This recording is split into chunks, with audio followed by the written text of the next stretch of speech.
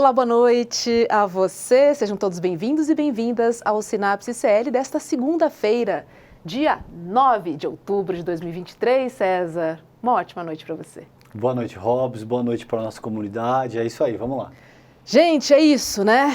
Vamos falar sobre guerra, porque o Hamas, né, o grupo extremista islâmico, né, que controla a faixa de Gaza, bom, ele lançou no sábado uma ofensiva contra Israel, né, e a resposta do premier israelense, Benjamin Netanyahu, foi declarar guerra, né? E ele disse que a guerra não terá fim até que o inimigo seja completamente eliminado. César, me parece que vai ter cauda longa, já, né, chamou, né, recrutou mais de 3.000 pessoas, né, da reserva, enfim, parece que vai ter invasão terrestre também. Enfim, há muito tempo, né, que esse conflito existe, mas parece que também está longe de terminar. Sim. Faz 75 anos que o povo, sobretudo o povo palestino, vem enfrentando essa guerra. É óbvio, não cabe sequer abrir dúvida de que todo método de violência, de morte, de assassinato, de sequestro é absurdamente condenável. Ninguém seria louco de negar isso. Agora, isso se aplica para todas as vidas humanas.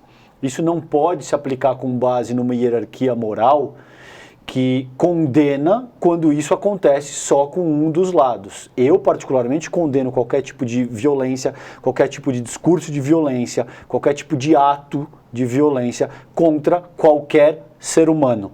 Então é simples assim, não é tão difícil de entender essa postura. Agora, infelizmente, Roberta, eu preciso te dizer isso, o que a gente entende por sociedade internacional é um grupo muito restrito de países. É um grupo muito restrito de países que está resumido a Estados Unidos, Europa Ocidental, Austrália, Japão, esse tipo de coisa, entende? O restante do mundo não conta com o mesmo nível de sensibilidade e solidariedade no que diz respeito às coisas humanas, quando seus cidadãos são atacados, quando, enfim, todo tipo de barbaridade e de violência são perpetradas contra essas pessoas. Vamos ver, vamos acompanhar de perto o que vai acontecer. Nesse momento fica o meu pedido para que a gente tenha o mínimo de empatia, de solidariedade, para que a gente seja menos agressivo nos comentários, nas falas, que a gente consiga demonstrar o mínimo de solidariedade com todos os mortos, com todos os civis, com todas as pessoas que estão sofrendo de ambos os lados nesse sentido. Eu acho que esse é o único recado que eu posso avançar nesse momento. Sim, César, vidas estão em jogo, né? Vidas foram perdidas e, pelo que tudo indica, está muito longe de terminar, né? Enfim, temos brasileiros também por ali. Enfim, é uma preocupação, né? Porque vidas sim importam e elas não têm uma segunda chance. Exato. É sobre isso. Vamos receber o nosso convidado? Vamos lá, Rô. Vamos lá?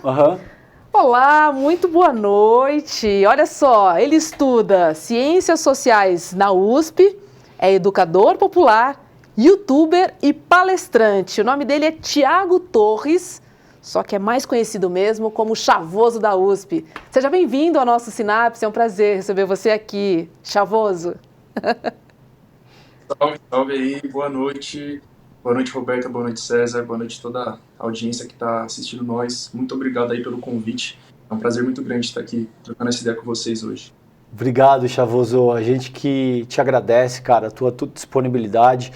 Vamos lá, cara, eu quero começar a primeira pergunta te questionando como é que você aparece para a internet, como é que você ganha essa ressonância e essa relevância que você tem hoje na internet. Eu sei que você de alguma forma começou a criticar, né, as injustiças, aquilo que você percebia em termos socioeconômicos, em termos políticos dentro da própria Universidade de São Paulo, e isso está muito correlato à forma como eu abri o programa hoje. Acho que esse teu tipo de questionamento é muito válido porque denuncia essa hierarquia moral segundo a qual algumas vidas acabam valendo mais do que outras. Conta um pouquinho pra gente, Chavoso, dessa tua trajetória, o que aconteceu no sentido de você ganhar essa ressonância que você ganhou na internet, cara? Bom, primeiramente eu acho que é importante falar uma coisa que eu sempre falo nos meus vídeos, aí nas minhas palestras, que existe um apartheid na cidade de São Paulo. Existe um apartheid no Brasil todo, mas em São Paulo ele é muito forte, né? O que é esse apartheid? É uma segregação socioeconômica, racial, etc., né? Dentro dessa cidade, que é a mais rica do país, que é a mais rica da América Latina, e se vende para o Brasil e para o mundo como esse grande polo de riqueza e de oportunidades, né? Mas que tem uma imensa população segregada em periferias muito distantes das regiões centrais. Eu nasci e cresci, por exemplo, em Ândia, né, no extremo norte de São Paulo. Existem periferias na Zona Sul que levam 3 horas para chegar no centro, Parelheiros, Marcilac, que são áreas até mesmo rurais, né? Então é um lado de São Paulo que a maioria das pessoas não conhece. Nem mesmo quem é do centro de São Paulo e muito menos quem é de fora de São Paulo, né? Então, quem vem para São Paulo até acha que não existe favela aqui, né? Porque geralmente as pessoas se hospedam ali no centro e aí não vê favela, por quê? Porque as favelas estão escondidas nas periferias, né? Diferente, por exemplo, do Rio de Janeiro, que para qualquer lugar que você vai, você vê favela. Em São Paulo, a gente está escondido, né? Então, quando eu saio dessa bolha, desse apartheid, dessa segregação da periferia para ir acessar a Universidade de São Paulo, que também é considerada a maior universidade do Brasil, a melhor universidade da América Latina, é uma universidade extremamente tradicional na formação da elite paulista, que deixou aí para o Brasil vários políticos, presidentes, ministros, né? Então, quando eu consigo acessar essa universidade, acontece um choque de realidade assim brutal na minha vida. Eu comecei a ter contato com a realidade que eu nunca tive na minha vida, tá ligado? Então, se na periferia, filho de pais que são migrantes nordestinos, que é outra realidade que quem é de fora de São Paulo não sabe, mas a periferia de São Paulo é majoritariamente nordestina. Minha mãe é pernambucana, meu pai é piauiense. Então eu venho dessa realidade. Eu começo a estudar naquele lugar que é frequentado pela elite, né, ou por uma classe média, média alta, uma maioria de alunos brancos, com sobrenome alemão, italiano, russo, né, enfim, que vieram de escolas particulares caríssimas, que fizeram cursinhos particulares caríssimos, que já entram ali com 17 anos, sendo fluentes em inglês, francês, enfim, então é uma outra realidade completamente diferente da minha. Eu não era tão politizado quanto eu sou hoje, claro, né? Eu era uma pessoa assim com muito pouco conhecimento, então eu fui adquirindo muito nesses últimos anos. E foi esse processo de, ao mesmo tempo que eu vou adquirindo conhecimento, eu vou compartilhando com as pessoas na internet. Mas não foi uma coisa planejada. Em 2019, eu fiz um post no Facebook, na época eu só usava o Facebook, fiz um post lá, desabafando um pouco sobre como é esse choque de realidade, né? De quem mora na periferia, leva 2 horas para chegar na USP e ali está vivendo num universo paralelo. E esse post viralizou, teve centenas, teve milhares de curtidas, milhares de compartilhamentos. Eu comecei a ser convidado aí para dar entrevistas para jornais muito grandes, como a BBC, G1. Comecei a ser convidado para fazer palestras em escolas públicas, Fundações Casa, né? São instituições de medida socioeducativa, para quem é de fora e não sabe, fora de São Paulo.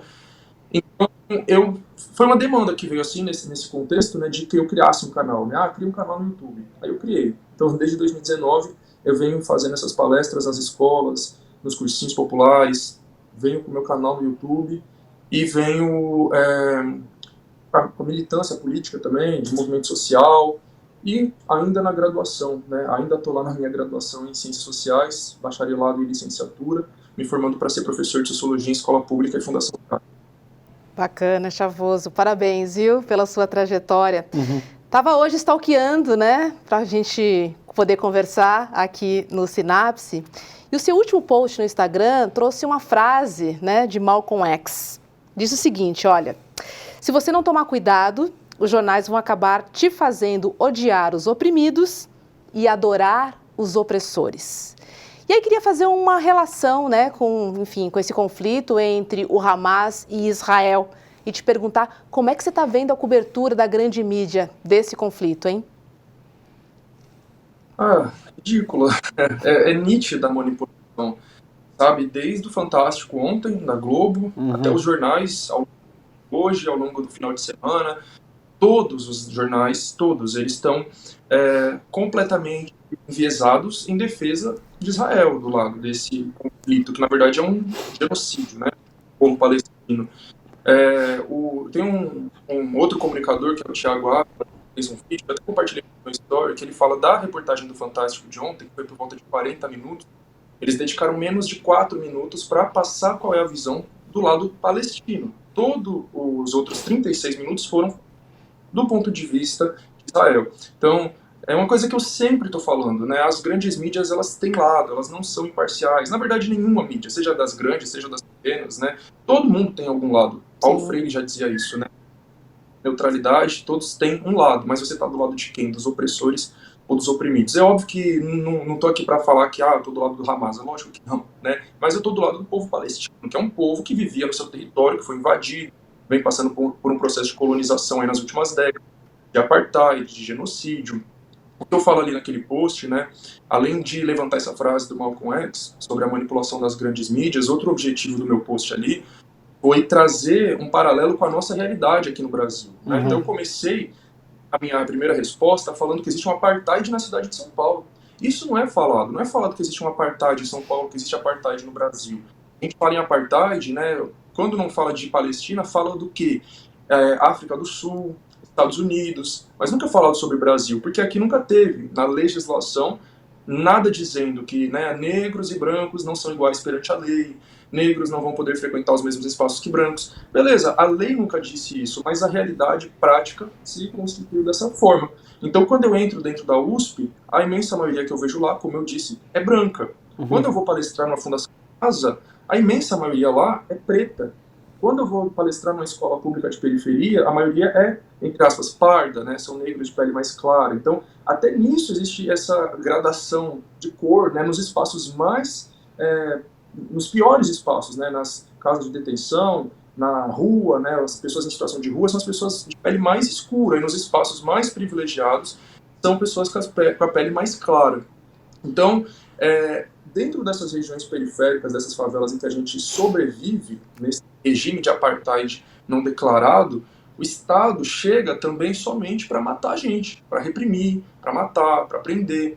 E aqui no estado de São Paulo, eu trouxe ali nesse último post do meu Instagram 2 exemplos, só 2, mas eu poderia trazer vários, né? 2 exemplos de como que o exército de Israel sustenta, financia, inspira a polícia militar do estado de São Paulo.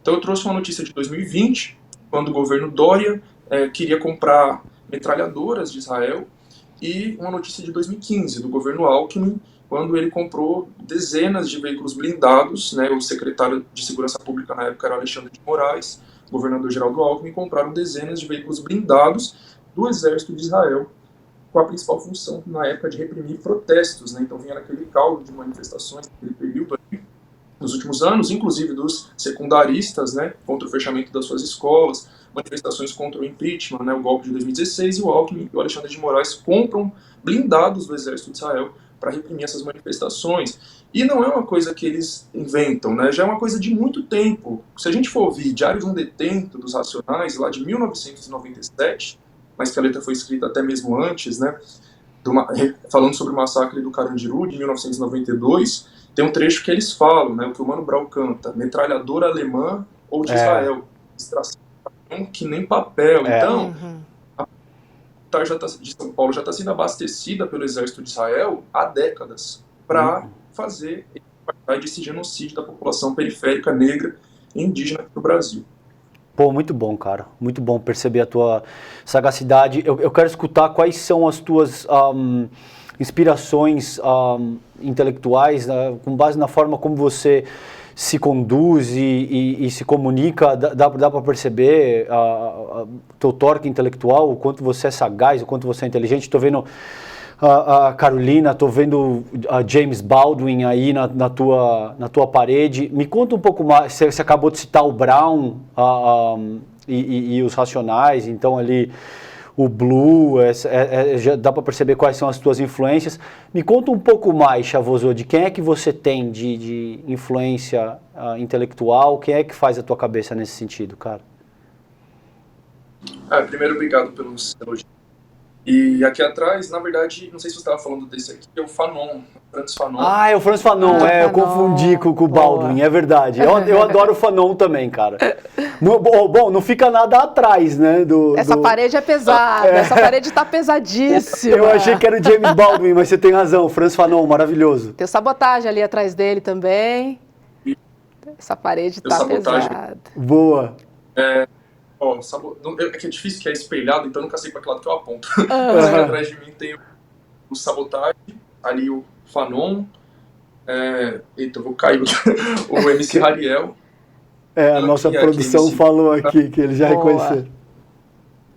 Então, eu vou falar, nem todo mundo significa que é uma referência intelectual necessariamente, né? Alguns são artistas que cantam funk, outros são artistas que cantam rap. Claro. Então, alguns eu gosto da música, musicalmente. Assim, outros inspiram intelectualmente, outros os dois, né? Então, tem aqui o MC Hariel, tem a MC Drica, tem o Sabotage. Vamos falar dos quadros grandes primeiro, né? O Sabotage, aqui o Eduardo Tadeu, o Mano Brown, embaixo do Brown, Carlos Marighella, ali do lado... Eita, peraí que eu tô na frente.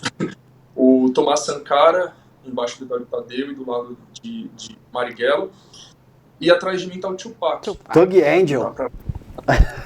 E aí nos quadros pequenininhos, a Carolina Maria de Jesus, o Francis Fanon, Marielle Franco e Zumbi dos Palmares. Então, são alguns aí, né? Mas acho que, bom, algumas pessoas já vão perceber, para quem não sabe, que eu sou marxista, né? Então, eu tô aqui com Marighella, tô aqui com Sankara, com Bom, e, enfim, então, algumas das referências marxistas que eu tenho, para além de Angela Davis, os Panteras Negras, o próprio Marx, lógico, Engels, Lenin,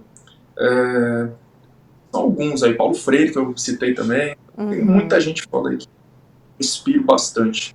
Muito bom. Muito bom, muito bom. E Chavoso, a gente está falando desse apartheid, né, desse afastamento aí das populações mais pobres, dos grandes centros, né, econômicos, enfim.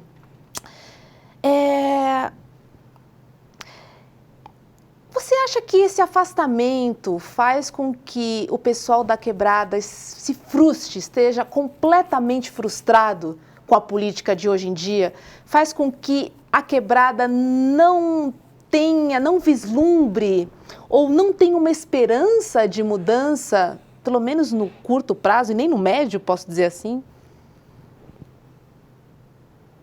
É uma pergunta bem complexa, mas eu acho que sim, sabe, de um modo geral, infelizmente, né, eu acredito que sim, a gente, na periferia em geral, tem uma visão muito desesperançosa mesmo da vida nesse sistema político, sistema econômico em que a gente vive. Se for pensar numa mudança coletiva, tá ligado?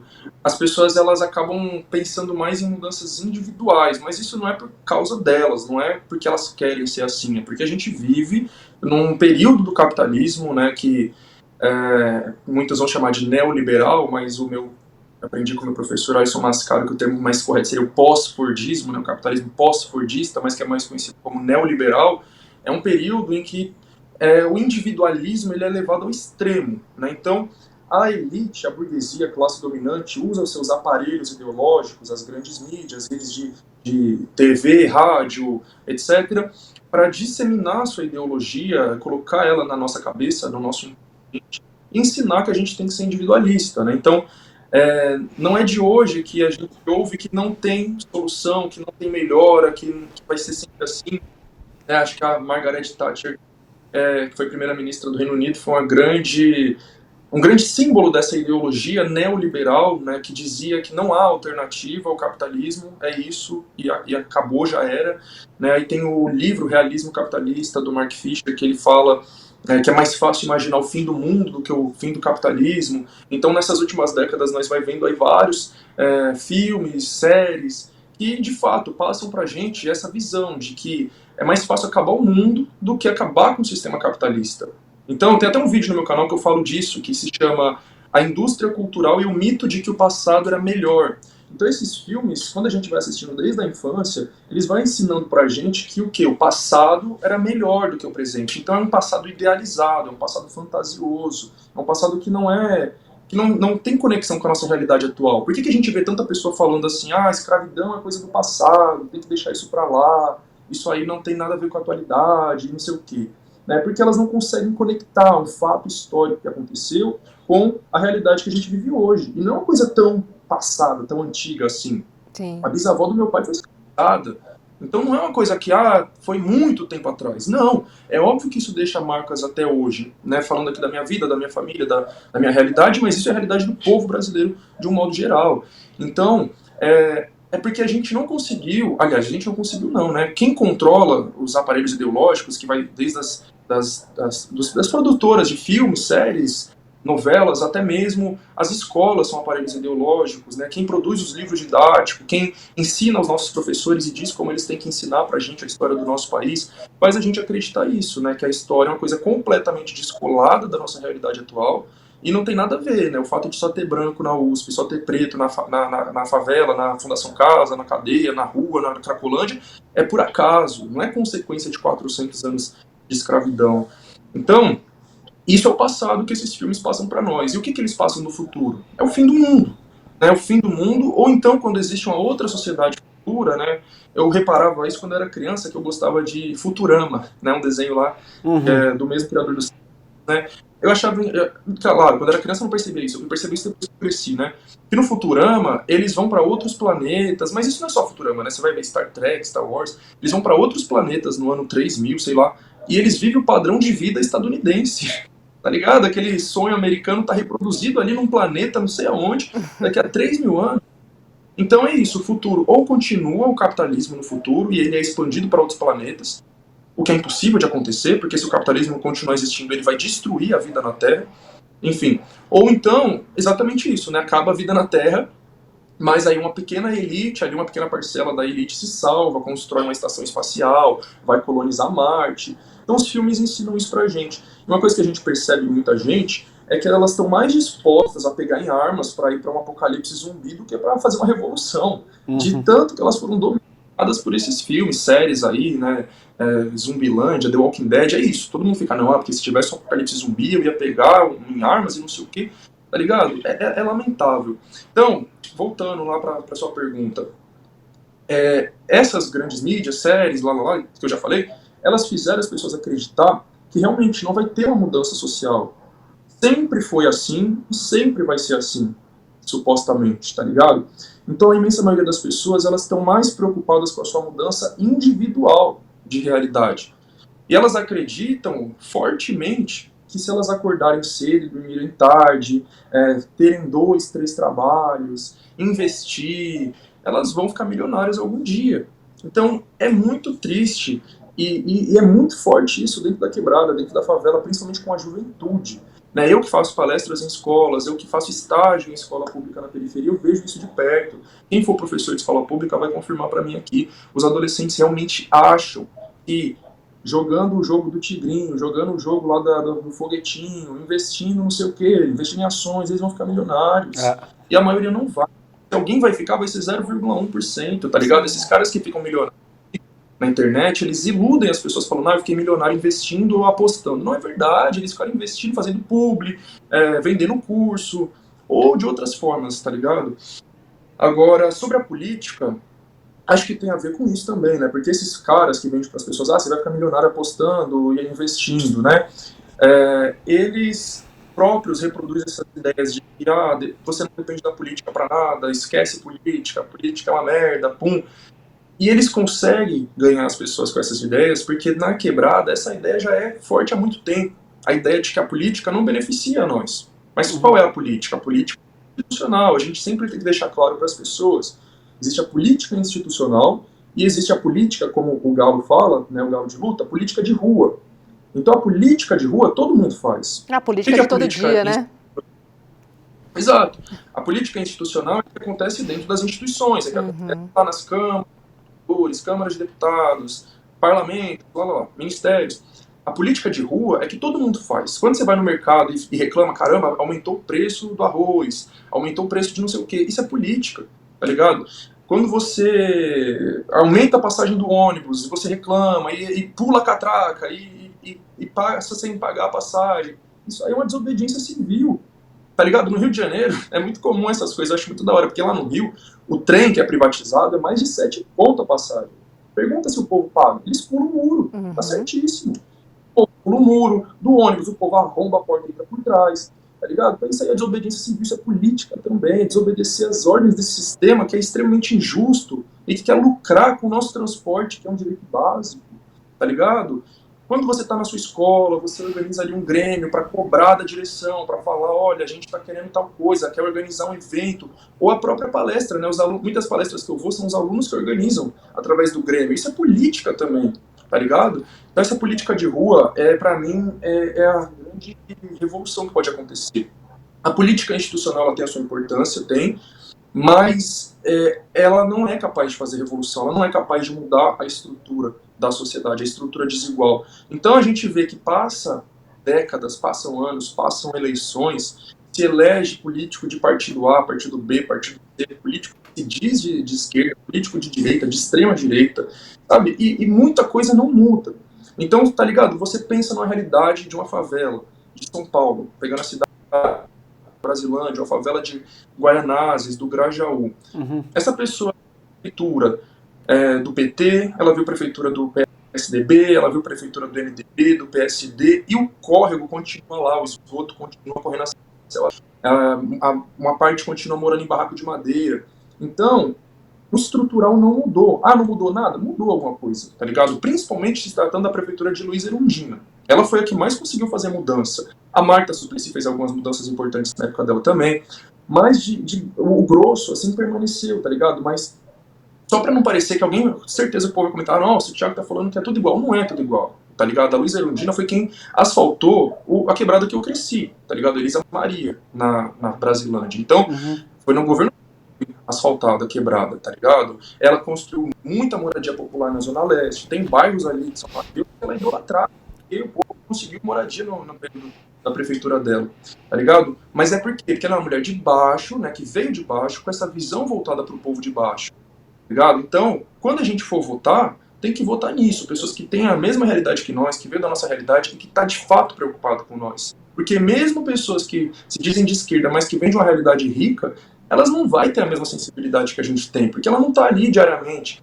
apanhando da polícia, contando moeda para comprar comida, para passar no ônibus, tendo que pedir carona para o motorista, para ir numa entrevista de emprego, tá ligado? Então, eu acho que, como dizia aqui Carolina Maria de Jesus, que está aqui atrás de mim, né, a fome também ensina, né, ela falava sobre o Brasil precisar ser governado por alguém que passou fome. Porque porque é a sensibilidade de você ter passado por aquela situação, você ter a noção de urgência daquela situação, tá ligado? Vocês reparem no meu Instagram quanto que eu falo sobre violência policial, tá ligado? Eu sou um dos poucos, assim, um dos pouquíssimos criadores de conteúdo de esquerda, seja comunista ou que quer que seja, que fala todo dia de violência policial, todo dia. Por que eu sou um dos únicos que fala todo dia? Porque eu tô sofrendo isso na pele todo dia, eu e meus amigos. Não tem um dia que eu não veja um amigo meu que apanhou da polícia, que tomou um enquadro, que foi ofendido, que foi ameaçado. Essa é uma realidade constante dentro da nossa vida, tá ligado? Por isso que certas coisas me sensibilizam mais e me revoltam mais, como o Lula ter colocado o Alckmin de vice foi uma coisa que me revoltou de um nível absurdo. Porque só quem viu aquela violência no período dos governos do Alckmin tem essa sensibilidade para ter essa revolta com isso, tá ligado? Infelizmente, não vai ter essa sensibilidade. Enfim, só para fechar, então, a política institucional, a população na periferia já é desiludida com ela há muito tempo, porque, de um modo geral, você não vê mudanças, você vê muita promessa, você vê político que aparece em época de eleição, faz promessa, depois some e não cumpre, não volta, né? Ou então se elege prometendo determinadas coisas, falando determinadas coisas e depois faz outras, né? Como está acontecendo na Bahia agora, né? O governo do PT, do Jerônimo Rodrigues, eu nunca imaginei que ele faria essas operações policiais que estão matando dezenas de pessoas, sabe? Isso é uma coisa surpreendente, assim, para mim, pelo menos que não tenho muito contato com a política baiana, talvez quem é de lá já fala isso aí, não tem, né? Mas é complicado, né? Então, o sentimento de desesperança com a política institucional é muito forte na periferia, e não é de hoje também. Tanta coisa que eu poderia comentar em cima disso. Ele cita várias categorias teóricas de autosser, por exemplo, com aparelho ideológico de Estado.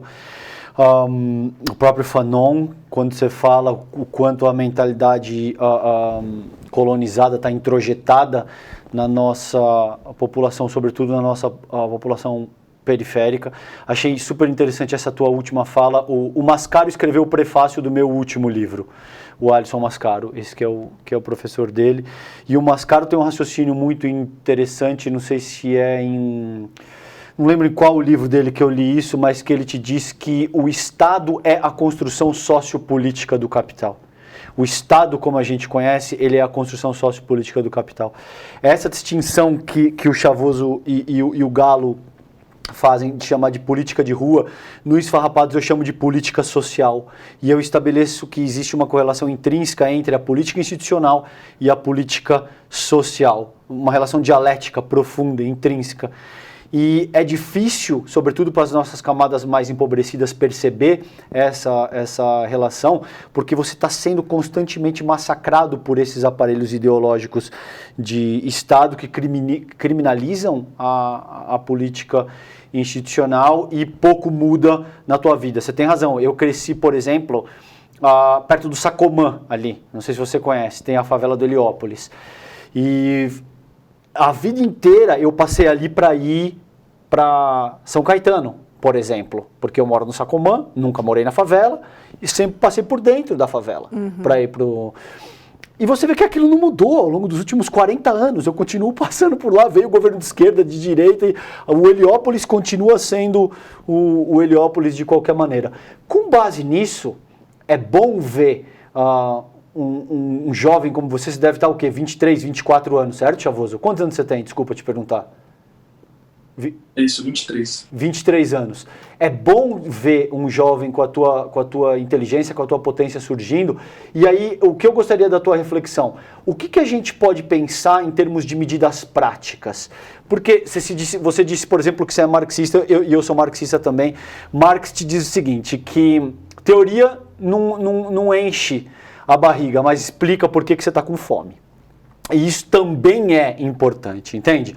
Mas como é que a gente pode unir teoria e prática? E como é que você, vindo da Brasilândia, entende, olha, isso aqui pode funcionar? Você está falando das tuas palestras, você está dizendo das conversas que você tem, por exemplo, na tua quebrada e nas quebradas que você passa. O que mais você acha que pode ser pertinente em termos de medidas práticas para catalisar essa mudança que a gente quer ver na nossa sociedade, cara? É bem difícil, né? Eu sinceramente, também sigo muito aquela frase do Gramsci, né? Que é o pessimismo da razão e o otimismo da vontade, né? Então, quando a gente para analisar as coisas assim, concretamente, racionalmente, não tem como não ser pessimista. Então, eu percebo que parece que cada dia eu fico até mais pessimista, né? Porque cada coisa que eu vejo, né, de ontem para hoje mesmo, essa questão toda de Palestina, a enxurrada de posts, de comentários de pessoas da quebrada, da favela, que eu sei que não estudaram sobre esse assunto, amigos meus, vizinhos, conhecidos, etc., que estão ali com opiniões extremamente formadas sobre o assunto, tá ligado? É isso porque Palestina é terrorista, o Hamas é terrorista e defendendo Israel e não sei o quê. E quando eu vejo essas coisas eu fico muito pessimista, tá ligado? Porque volta aos aparelhos ideológicos. Eu costumo falar também que a nossa maior batalha é ideológica, sabe? A gente não muda nada se a gente não tiver essa batalha ideológica. E a gente está muito atrasado nessa batalha ideológica, porque é uma batalha muito desigual, né? E como eu já falei, a elite, a burguesia, ela controla todas as emissoras de televisão, tá ligado? Porque esse negócio de a Globo é de esquerda ou de direita, não interessa, tá ligado? É claro que ela é de direita, mas não interessa, ela é controlada por bilionários, ponto. A Globo é controlada por bilionários, o SBT, a Band, etc. Então, essas famílias, família Marinho, família Abravanel, família do Edir Macedo, família Saad, né, de latifundiários que controlam a Band, eles controlam a grande maioria dos meios de comunicação no Brasil, tá ligado? Isso de televisão, rádio, né, o Ratinho tem a rádio dele, por exemplo, né, o filho dele é governador do Paraná. Então, é tudo uma rede ali de controle nas mãos dessa elite, tá ligado? Então eles controlam as emissoras de TV, rádios, revistas, jornais impressos, jornais online, são donos das redes sociais, né? São donos aí quem que é o dono do Instagram, quem que é o Mark Zuckerberg, dono também do Facebook, do WhatsApp, né? O Elon Musk, que agora é dono do Twitter. Então tá tudo na mão dessa elite. Eles controlam. E como chega na gente? É muito difícil fazer essa batalha ideológica. Então, quando eu falei assim que as pessoas elas já estão com opinião super formada sobre essa pauta, se elas não estudaram, quem que formou essa opinião para elas? Alguém formou. E elas não perceberam. Elas foram induzidas a pensar de uma determinada forma sem perceber. Então, se você liga o jornal, aí você está lá ouvindo, né, daqui a pouco começa a ir o Jornal Nacional, aí você começa a ouvir o Jornal Nacional, eles vão passar uma visão a visão da elite brasileira e da elite dos Estados Unidos sobre o conflito, né, lá em Israel e Palestina. A visão é deles. Aí você fala assim, eu não tô afim de ouvir aqui a opinião do Jornal Nacional, não gosto da Globo, quero ouvir a Record, porque eu sou crente, não assisto o Globo, vou assistir Record. Você bota no Jornal da Record, é a mesma coisa. Eles vão falar com outras palavras, de um outro jeito, mas a ideologia é a mesma. Eu não quero assistir a Record, vou assistir o SBT, né, o jornal lá do SBT. É a mesma opinião, tá ligado? Então, se eles divergem em alguma coisa, é sempre no superficial. Por exemplo, a Globo, né, os bolsonaristas falam que a Globo é de esquerda. E parte da esquerda, né, a esquerda liberal, acha que a Globo também é de esquerda, né? Porque eles colocam lá uma mulher negra para apresentar o Fantástico. São duas mulheres, né, apresentando o Fantástico com uma mulher negra, sabe? E representatividade vazia. Eles vão colocar uma mulher negra ali para defender os interesses da burguesia do Brasil e dos Estados Unidos. Tá ligado? Tá diferente. Oi. Desculpa, querido, e um ponto mais específico, você conhece a proposta dos centros socialistas do Mascaro? Não sei se você já ouviu falar disso. O que você acha disso? O que te parece? Você acha que isso teria algum nível de aderência? O Mascaro diz que seria importante estabelecer centros socialistas em cada comunidade para transcender a mera disputa institucional. Para transcender essa questão, por exemplo, da mera representatividade estética e cultural, por exemplo, que tem os seus efeitos, mas que não alcança o poder de fato, como eu já discuti com você, por exemplo, várias vezes. O que você acha, cara? Você acha que existe a possibilidade de instalar centros que, não sei se o nome precisaria ser socialista, esse é o termo que o Mascaro dá. A gente poderia trabalhar aqui centros, por exemplo, de coletividade, de instrução, para superar o estado de coisas que a gente tem determinado e que essa mídia hegemônica faz a manutenção. Você acha que isso teria alguma chance, Chavoso, de prosperar nas quebradas brasileiras, cara? Então, eu sinceramente eu ia chegar nesse ponto também. Perdão, eu fui apressado. Quando eu vou falar, quero falar tintim por tintim, né? Então às vezes acaba até demorando, quero mastigar bem assim a explicação para todo mundo que está me ouvindo entender.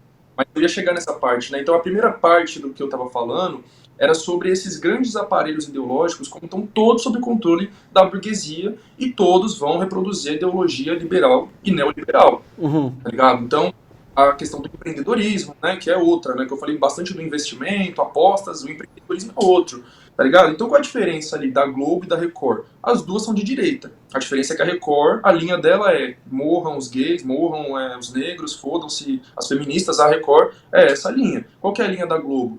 Não morram os gays, não morram os negros, não morram as feministas, mas vamos capturar as pautas deles e transformar numa pauta que dá para vender em cima disso. Então, Dia da Mulher, a Globo vai falar sobre as mulheres empreendedoras. Dia do Orgulho LGBT, os LGBTs empreendedores. Dia da Consciência Negra, os negros empreendedores. O que é empreendedor de 2016 para cá no Brasil? É a pessoa que perdeu o seu trabalho por causa da reforma trabalhista do Temer ou por causa da lei lá como foi a lei que ele falou? Eu esqueci o nome da lei lá. E, enfim, flexibilizou muito mais o trabalho, foi uma outra lei para além da própria reforma trabalhista, né? Então a pessoa perdeu o trabalho nesses últimos anos e começou a sobreviver de bico. Então a pessoa que tinha um trabalho formal, carteira assinada, não sei o quê, agora ela trabalha de entregador no iFood, entregador de aplicativo, e ela acha isso ótimo, porque ela não tem mais patrão, supostamente, ela não tem mais horário, ela faz o horário que ela quiser, supostamente, ela ganha mais, tá ligado? E ela acha que tá ótimo. Por que ela acha que tá ótimo? Porque ela inventou isso na cabeça dela? Não, porque a Globo repete isso todo dia, porque a Jovem Pan repete isso todo dia. Né? Então tem até um vídeo do próprio Mascaro que ele fala assim, se todos os aparelhos ideológicos do mundo falarem que a Terra é plana, todo mundo acredita nisso. Né? Então quem controla a verdade, entre aspas, é quem controla os aparelhos ideológicos. Então se a imensa maioria dos aparelhos ideológicos falam que a Terra é plana, é nisso que o povo vai acreditar. E todos os aparelhos ideológicos do Brasil nesses últimos anos têm falado isso, né? Mesmo bom é ser um empreendedor, entre aspas, é ter seu próprio negócio, não ter patrão, etc. E o povão, infelizmente, comprou essas ideias. Então, se a gente não consegue controlar emissoras de TV, rádio, redes sociais, a gente tem que fazer o quê? A gente tem que estar na disputa ideológica cara a cara com o povo. Então, eu falei em outro momento, e aí que entra a questão dos centros socialistas, né? Eu falei no momento que as pessoas na quebrada, na favela, são muito descrentes da política institucional. As pessoas pensam assim, a política da mesma não vai mudar nada, etc. Aí alguém que não é da quebrada vai falar assim, por que o povo vai lá e vota na extrema-direita? Porque as pessoas não confiam em políticos, mas elas confiam em pastores, elas confiam em apresentadores de televisão, elas confiam em influencers, principalmente pastor, né? Porque dentro da favela, mano, a única instituição que está ali fazendo algum trabalho social e ajudando as pessoas é a igreja. Seja católica, não só a igreja, né? Tem centros. A maioria nas periferias de São Paulo é a igreja evangélica. Em outros lugares vai ser a igreja católica, mas aqui em São Paulo a predominância é das igrejas evangélicas. Tem duas em cada esquina, né? E aí, os pastores, eles estão ali todos os dias, tá ligado? Se você precisa... Chavoso, travou um pouquinho, Chavoso. Recapitula pra gente. Travou um pouquinho o teu áudio, mas você já tá de volta. 5 segundinhos. Rebobina a fita um pouquinho aí pra gente, por favor. Tá. Vocês sabem até que parte que foi, mais ou menos? Você estava falando acerca dos aparelhos ideológicos, que se todo mundo repete a mesma coisa, as pessoas acreditam, e da necessidade de fazer aí, portanto, um ponto de contato mais direto com a população. Aí travou alguns segundos a tua fala. Tá, aí eu comecei a falar da questão da... Assim, recapitulando então, né?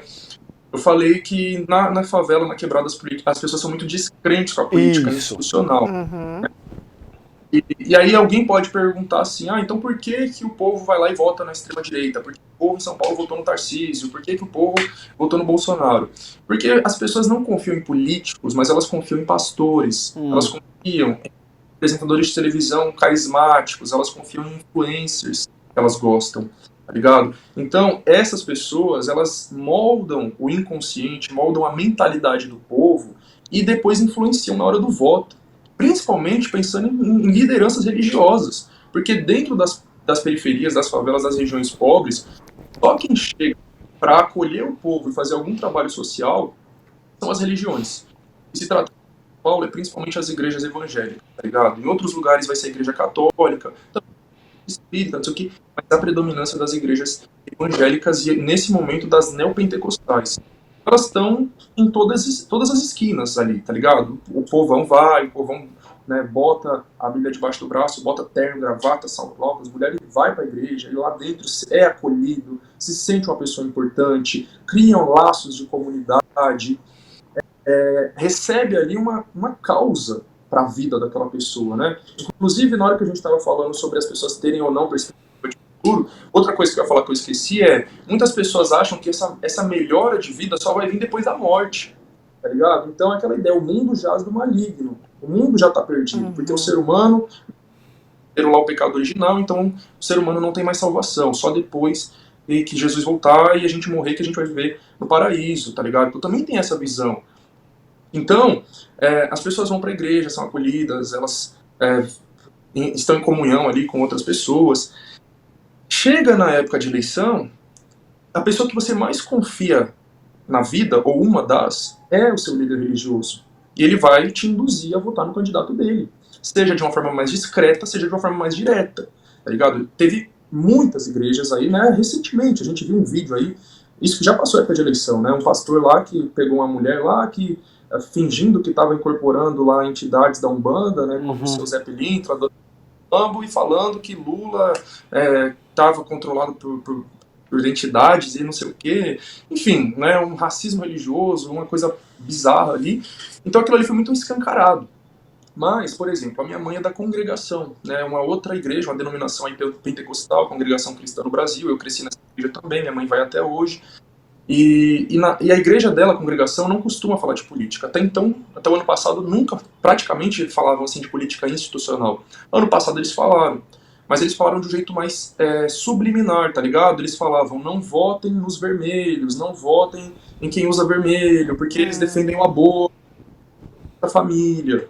Então, se você acredita mesmo ali naquele seu líder religioso, você vai seguir. Né? E eu falo isso porque eu conversei com muitas pessoas que me falaram isso, pessoas tá ligado? Então, tem um parceiro meu aqui da Quebrada que eu conversei com ele na época da eleição, ele falou assim, perguntei, por que você vai votar no Bolsonaro e no Tarcísio? Ele falou, porque eu sou da Assembleia de Deus e os meus líderes falaram pra gente votar no Bolsonaro e no Tarcísio.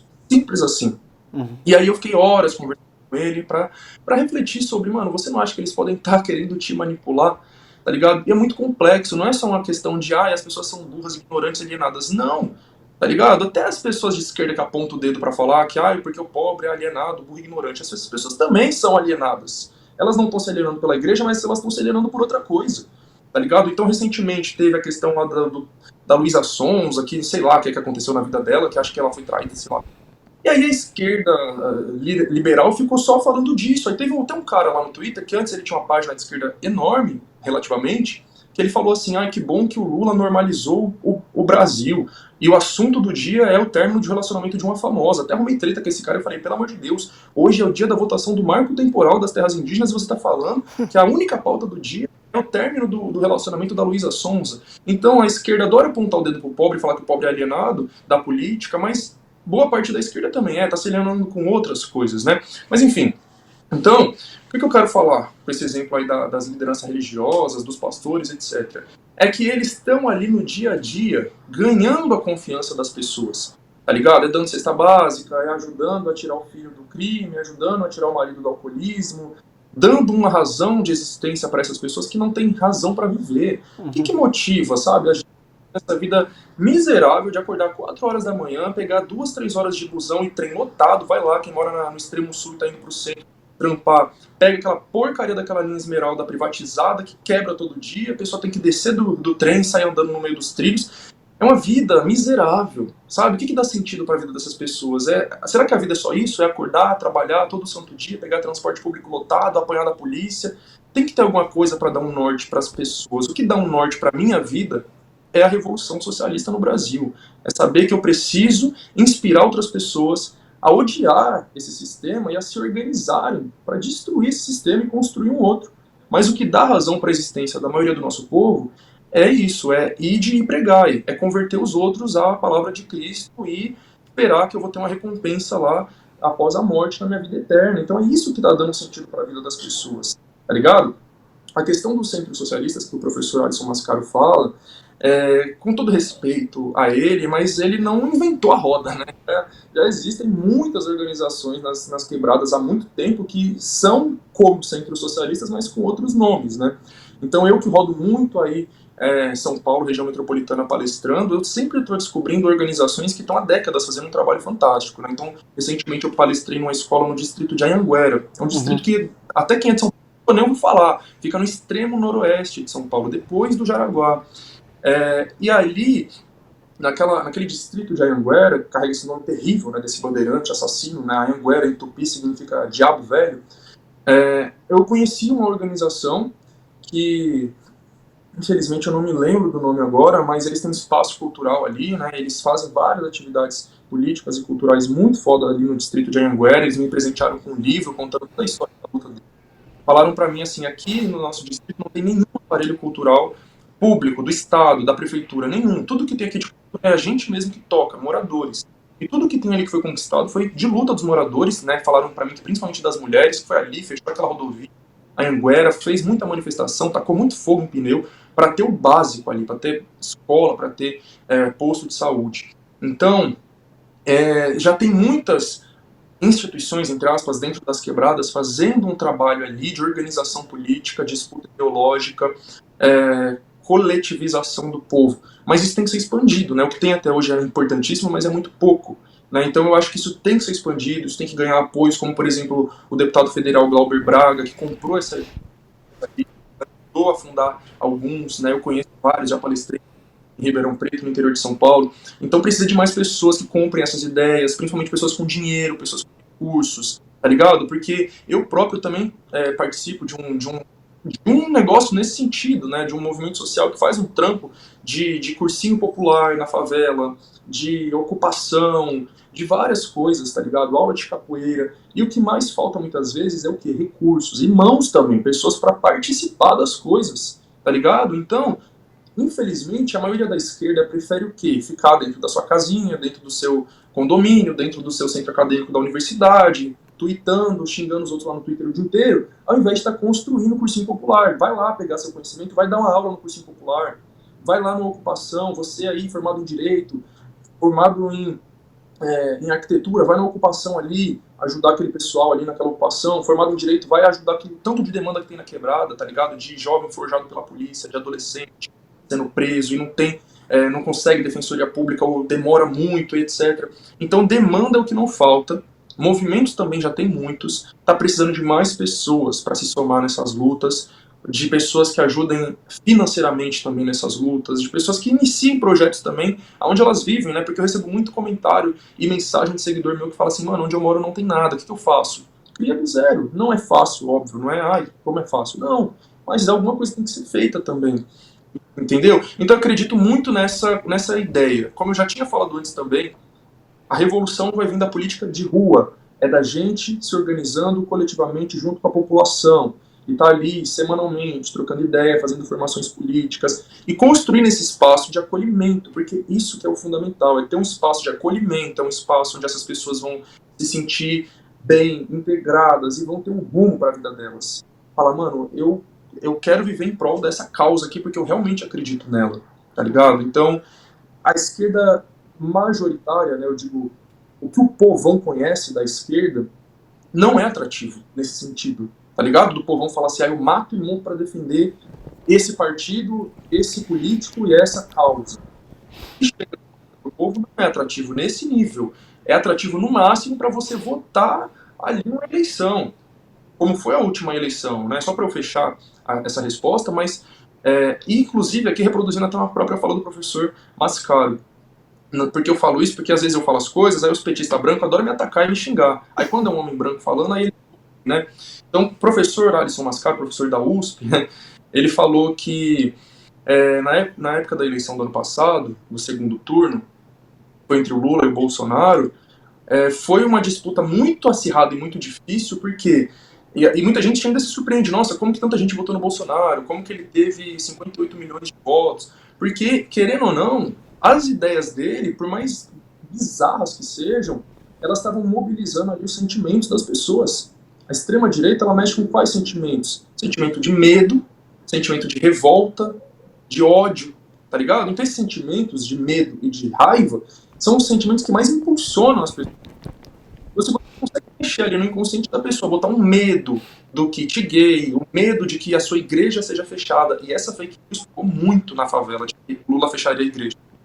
A fake news de que vai fechar a igreja, vai transformar seu filho em gay, com uma madeira de piroca, com ideologia de gênero, banheiro unissex. Então, é o medo, é o pânico moral. Isso mobiliza as pessoas. E o ódio e a raiva, que é a consequência disso, né? Porque quem é que quer fechar sua igreja? Quem é que quer colocar banheiro unissex na escola do seu filho? Supostamente é o Lula e o PT. Então a gente mobiliza toda a nossa raiva e nossa revolta contra eles. Então o bolsonarismo ele é muito pautado nisso, né? Medo e revolta. Revolta contra o PT, contra a esquerda de um modo geral, mas contra o PT porque, de um lado, eles são os maiores ladrões corruptos da história do país, eles querem acabar com a família, tradicional cristã, não sei o quê. Enfim, então tem esse lado, né? E aí vem essa revolta que mobiliza as pessoas, que faz as pessoas quererem sair da sua casa para ir lá votar no dia da eleição para falar, não, porque eu vou salvar a minha fé, né? Minha vizinha. Você tem uma vizinha, né, que ela coordena meio que uma igreja. Eu falei em traços porque meio que uma casa de oração, ela bota... É isso, o padrão da igreja evangélica na favela de São Paulo não é aquela, o templo de Salomão, não. É uma garagem que a pessoa bota 5 cadeiras ali e ela fica pregando ali para aquelas 5 pessoas que às vezes é os parentes dela e um amigo, tá ligado? Então minha vizinha botou 5 cadeiras na garagem dela e prega todo santo dia. Ela é uma senhora que eu acho que ela deve ter mais de 60 anos, uma senhora negra, nordestina, mora na favela, evangélica roxa. Na época da eleição eu sofria ouvindo aquelas coisas que a minha vizinha falava, tá ligado? Ela falava assim que Lula quer fazer igual na Coreia do Norte, que ele quer fechar as igrejas, e eu mato e morro para defender minha fé, para defender o cristianismo. Se tiver que morrer eu morro defendendo a minha fé, eu vou pra batalha. E aí a gente começa a entender um pouco daquele povo doido que foi lá pra Brasília no 8 de janeiro, tá ligado? É um povo que foi completamente manipulado pela Jovem Pan, pelo Nicolas Ferreira e por aí vai. Mas enfim, né, voltando para a eleição, então de um lado a gente tinha isso, era a extrema-direita mobilizando o medo e a revolta das pessoas, com pequenas, é óbvio, mas mobilizando. E do outro lado, a centro-esquerda ali, de mãos dadas com a direita tradicional, que o povo já viu que não presta, né, Alckmin, PSDB e companhia, dando as mãos, e falando o quê? A gente vai voltar a ser feliz de novo, porque a gente vai voltar a comer picanha e cerveja. Sabe? Então, assim, beleza, né? Eu entendo que essa ideia da picanha e cerveja era um simbolismo para o quê? Combater a fome, ter mais poder de consumo. Mas a gente não tá mais no Brasil de antigamente, tá ligado? O Lula e o PT, majoritariamente, ainda olham para a favela com o olhar de 2002. A favela não tá mais com a mentalidade daquela época, tá ligado? Eles não estão considerando tanto de fake news que foi bombardeado na cabeça das pessoas, essa doutrinação neoliberal desses últimos anos que eu falei, com essas ideologias de turismo, de só depende de você, meritocracia. Então, o que eu ouvia na quebrada na época da eleição, e até hoje, né, mas na época da eleição era mais forte. Ah, o Lula tá falando que vai dar picanha e cerveja para todo mundo, né? Então, se quem quer comer picanha e cerveja tem que trabalhar. O Lula tá querendo que sustentar vagabundo, tá ligado? Então, tem uma série documental que eu fiz no meu canal que se chama Volta pra Base, né, em referência àquela frase lá no discurso do Mano Brown em 2018.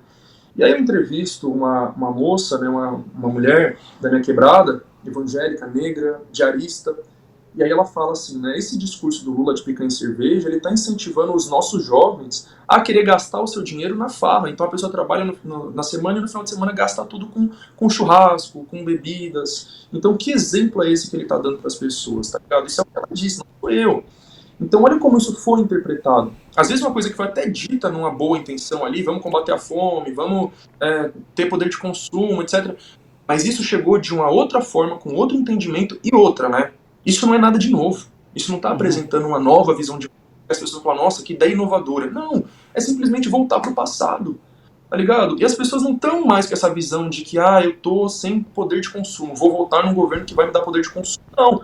Por causa dessa doutrinação neoliberal dos últimos anos, é o que, eu não estou conseguindo comprar alguma coisa, eu vou procurar mais um trabalho, vou trabalhar em 2, 3 empregos, 15, 16 horas por dia, que eu consigo comprar o que eu quero. Eu não dependo de governo, eu não dependo de político. Essa é a visão que o povão tá hoje em dia. Sim. Tá ligado? Então, quem tá ali do lado, para poder fazer essa disputa ideológica, só ficar postando no Twitter ou fazendo no YouTube, não vai ser suficiente. Tem uma importância enorme, por isso que eu faço esse trabalho na internet, mas se não tiver ali cara a cara, conversando e construindo diretamente, a gente não vai avançar e a tendência é que a extrema-direita cresça cada vez mais. É isso. Chavoso da USP, que prazer receber você aqui. Obrigada, viu, por trocar com a gente aqui no Sinapse. Boa semana para você. Você falou em picanha, mas eu sei que você é vegano. Eu ia te perguntar se dá para ser vegano sem gastar muito. Só para a gente finalizar, que já está na hora do jantar, porque, cara, é caro, né? Tá caro. Então. Você tem umas receitinhas boas aí? Ai, eu sou uma negação cozinhando. É foda, geralmente o vegano sabe cozinhar, né? Mas eu, infelizmente, não sei muito. Mas só tentando responder rápido, tentando, né? Porque vocês viram como eu gosto de falar. Mas existe muito essa visão, veganismo é uma coisa cara, veganismo é coisa de rico. E por que essa ideia foi construída, né? Eu sou vegano, como você falou, sou vegano há 10 anos, inclusive, eu virei vegano com 13 anos de idade, por livre e espontânea vontade, não tive influência de ninguém, né? Foi sozinho, pesquisando na internet, mas enfim. E aí, como que se construiu essa ideia de que o veganismo é coisa de branco rico? Porque todos os movimentos de luta têm as suas vertentes, e a principal delas é a vertente liberal. Então existe o movimento negro liberal, o movimento feminista liberal, o movimento LGBT liberal e o movimento vegano liberal. Geralmente é esse que o povão conhece, pessoas em geral conhecem. Por quê? Porque é o que é mais facilmente apropriado pelo capitalismo. É o que eu falei da Globo naquela hora, tá ligado? É muito fácil para a Globo reproduzir as ideias do veganismo liberal, do feminismo liberal. Por quê? Porque elas não confrontam a estrutura do sistema capitalista, tá ligado? Elas não confrontam a existência da propriedade privada dos meios de produção.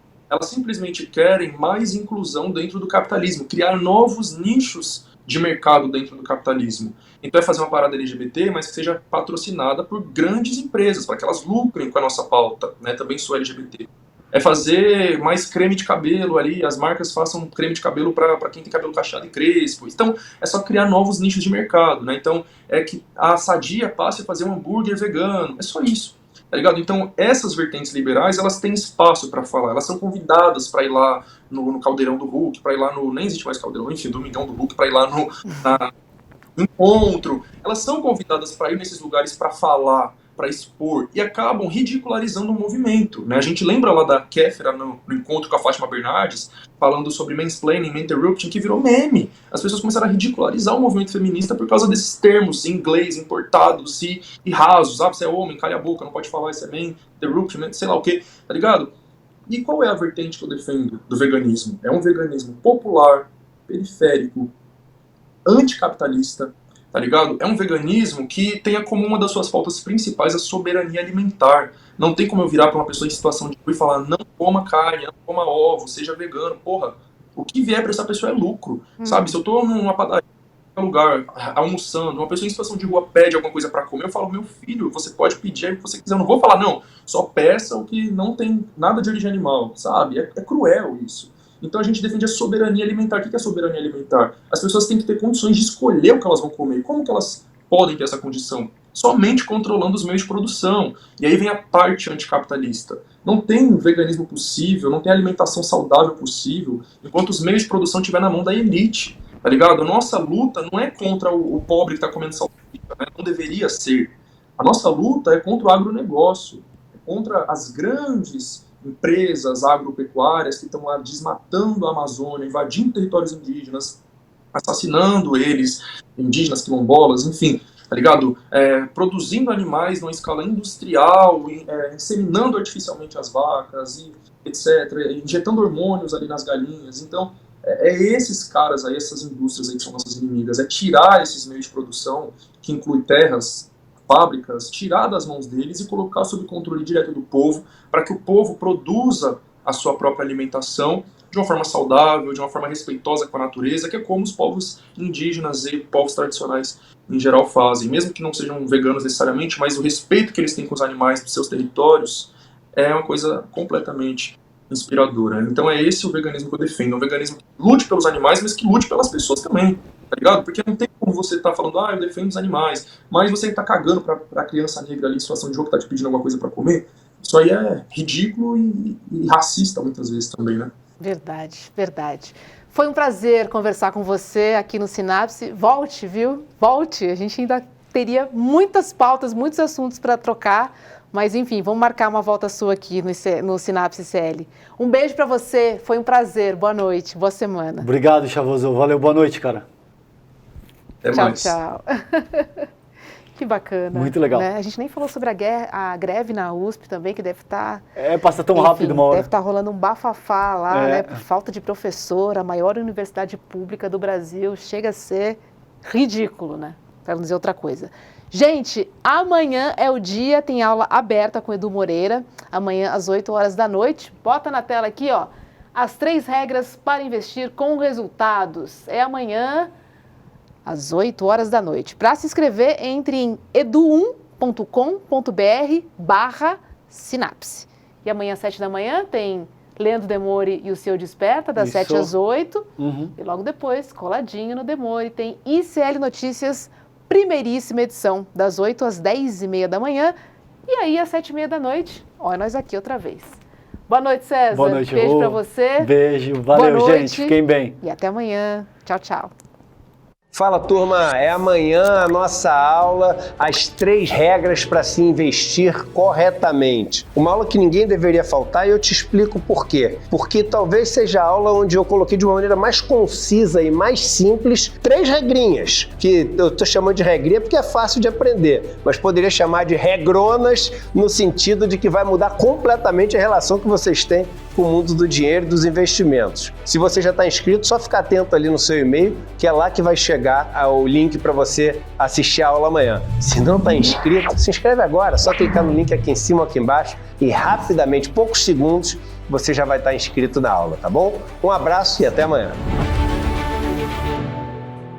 Hallo zusammen, meu nome é Júlia Barreiro, eu sou professora de idiomas aqui do ICL, sou formada em letras pela USP e tenho 20 anos de experiência como professora de inglês, português para estrangeiros e também de alemão. Nesse módulo 2 de alemão aqui do ICL, vocês vão ter o conteúdo do 1 de alemão, que é o primeiro nível básico. Além de vocês revisarem coisas que a gente viu no módulo de introdução, nesse curso vocês vão aprender frases, gramática e muito vocabulário para vocês conseguirem se comunicarem no dia a dia, falando de vocês, de coisas que são familiares a vocês. Vocês vão poder falar sobre o passado de vocês vão conseguir usar tempos verbais diferentes e ampliar o vocabulário, além de também aprender as formas certas de aprender uma língua usando as estratégias e as ferramentas certas que eu vou trazendo para vocês em aula.